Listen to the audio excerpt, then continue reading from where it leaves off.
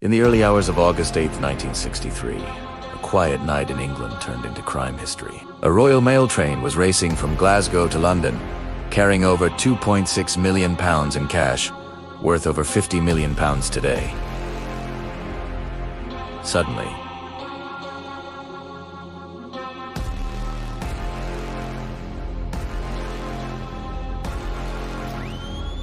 Suddenly, the train stopped. Masked men rushed in. The driver was beaten. The crew was tied up. In just 15 minutes, 15 criminals loaded 120 bags of cash and disappeared into the dark. No guns were fired, no alarms triggered. It was perfect. Or so they thought. One mistake, a farmhouse hideout left behind fingerprints. Within weeks, most of the gang was caught. Some escaped prison. Some vanished forever.